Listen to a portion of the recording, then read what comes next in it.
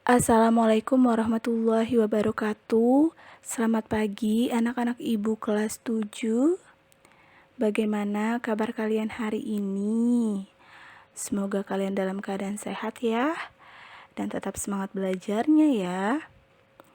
Nah, seperti biasa di hari Kamis, Ibu akan menjelaskan materi prakarya tentang proses pembuatan kerajinan tekstil. Jadi silahkan kalian buka LKS-nya halaman 11 ya. Nah, sebelum kita memulai pembelajaran, alangkah lebih baiknya apabila kita berdoa dulu ya. Berdoa menurut kepercayaannya masing-masing, berdoa dimulai. Tujuan pembelajaran kita pada hari ini hanya ada satu, yaitu menjelaskan dan juga memahami proses produksi kerajinan tekstil, yaitu kerajinan makrame dan juga kerajinan batik. Nah, apa sih yang dimaksud dengan kerajinan makrame? Makrame adalah bentuk seni kerajinan simpul menyimpul dengan menggarap rantaian benang awal dan akhir suatu hasil tenunan. Dengan membuat berbagai simpul pada rantai benang tersebut, sehingga terbentuk aneka rumbai dan juga jumbai. Jadi, makrame merupakan salah satu produk kerajinan yang berasal dari keahlian merangkai tali. Selanjutnya, kita akan membahas tentang alat produksi makrame. Yang pertama ada gunting. Gunting berfungsi untuk memotong benang sesuai panjang yang diinginkan. Yang kedua ada tang lancip. Tang digunakan untuk membengkokkan kawat. Selanjutnya yang ketiga ada meteran. Meteran berfungsi untuk mengukur panjang benang yang diinginkan. Dan yang terakhir ada isolasi, berfungsi sebagai alat bantu agar warna atau helaian benang tidak tercampur saat disimpul. Selanjutnya ada bahan produksi makrame, terdiri atas tali katun dan juga benang nilon. Jadi kita bisa memilih antara keduanya ya. Selanjutnya ada manik-manik.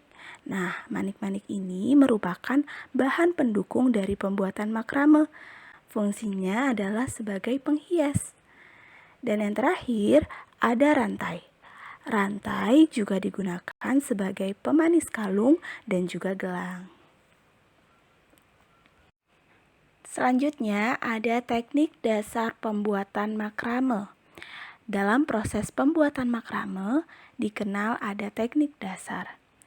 Teknik dasar ini merupakan simpul yang mudah dilakukan untuk setiap karya makrame.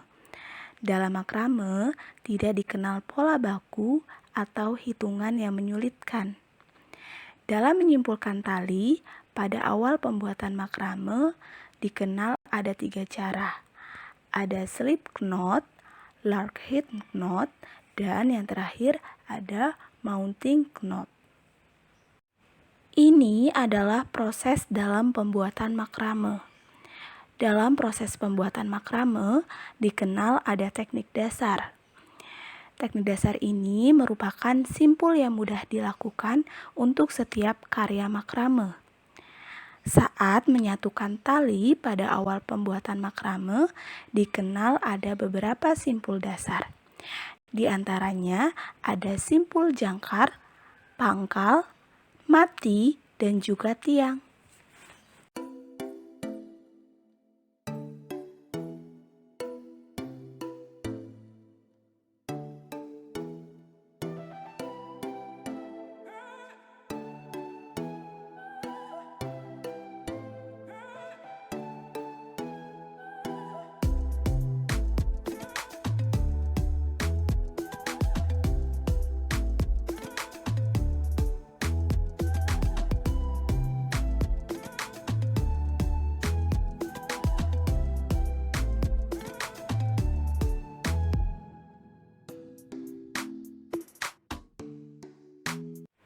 Selanjutnya, proses pembuatan kerajinan tekstil yang kedua ada kerajinan batik. Membatik adalah kegiatan berkarya seni menggunakan bahan lilin yang dipanaskan dan menggunakan alat canting atau kuas untuk membuat pola gambar atau motif yang dioleskan di atas lembar kain. Berdasarkan asalnya, batik terbagi atas dua. Yang pertama, batik pedalaman. Batik pedalaman ini berkembang di masa lalu, khususnya di Yogyakarta dan juga di Surakarta. Seringkali dikenal sebagai batik keraton atau batik kerajaan. Tidak sembarangan orang dapat melakukan proses pembatikan karena menggunakan ritual. Yang kedua ada batik pesisir. Batik pesisir berkembang di luar keraton dan dipengaruhi oleh budaya luar seperti Cina, India, dan juga Arab. Para pembatik pesisir adalah rakyat jelata yang membatik sebagai pekerjaan sambilan. Alat produksi membatik. Yang pertama ada kompor wajan. Alat ini berfungsi untuk membuat api atau untuk memanaskan lilin atau malam. Biasanya, kompor wajan ini menggunakan bahan bakar minyak. Yang kedua, ada canting. Alat ini berfungsi untuk memindahkan atau mengambil cairan. Jadi, fungsinya itu semacam pena atau pulpen. Nah, canting terdiri dari canting tulis dan juga canting cap. Yang ketiga ada baskom. Alat ini berfungsi untuk mencuci kain, menganci, ngeloyor, dan juga ngetel. Yang keempat ada dingklik. Nah, dingklik ini semacam kursi kecil. Alat ini berfungsi sebagai tempat duduk untuk membatik. Yang kelima ada gawangan. Alat ini berfungsi sebagai tempat bersandar kain atau untuk menyangkutkan kain ketika proses pembuatan batik. Dan yang terakhir atau yang keenam ada panci. Alat ini berfungsi untuk mencairkan malam atau lilin atau juga berfungsi sebagai pelarutan lilin. Selanjutnya ada bahan produksi batik. Bahan utama yang digunakan dalam membatik adalah kain katun putih. Kain katun putih yang biasa dipergunakan adalah kain primisima, kain prima, kain merses, kain sutra, dan juga katun dobi. Kain katun lebih mudah menyerap zat warna dengan baik dibandingkan jenis polyester. Bahan yang kedua ada malam atau lilin. Lilin yang biasa disebut malam adalah bahan yang dipergunakan untuk membatik. Sebelum digunakan, lilin atau malam harus dicairkan terlebih dahulu dengan cara dipanaskan di atas kompor. Malam yang dipergunakan untuk membatik berbeda dengan malam atau lilin biasa. Malam untuk membatik bersifat cepat menyerap, pada kain tidak mudah copot saat pencelupan, tetapi dapat dengan mudah lepas ketika proses pelorotan. Selanjutnya, bahan yang ketiga ada zat pewarna batik. Pewarna batik terdapat dua jenis, yaitu pewarna sintesis dan juga pewarna alami. Nah, untuk pewarna sintesis biasanya berbentuk bubuk, jadi harus dilarutkan air terlebih dahulu. Pewarna sintesis untuk batik terdiri dari naptol, indigosol, reaktif, dan frozen. Sedangkan pewarna alami berbentuk padat yang direbus dalam beberapa jam, sehingga menghasilkan ekstrak zat warna alamnya. Di antaranya ada kayu secang, kulit manggis, daun indigo, dan juga jelawe. Batik merupakan karya kerajinan tekstil khas Indonesia yang telah menjadi warisan budaya bangsa. Kekhasan batik tercermin dari banyaknya motif. Berikut ini akan Ibu jelaskan proses membatik dari awal sampai akhir. Proses awalnya itu adalah memberikan kain mori kanji terlebih dahulu. Untuk apa kanji? Kanji digunakan untuk memudahkan menggambar motif batik dengan menggunakan lilin atau malam. Selanjutnya dilakukan proses ngemplong, yaitu mencuci kain mori untuk menghilangkan kanji. Kenapa harus dicuci kanjinya? Sebab kanji itu harus diperhatikan kepekatannya.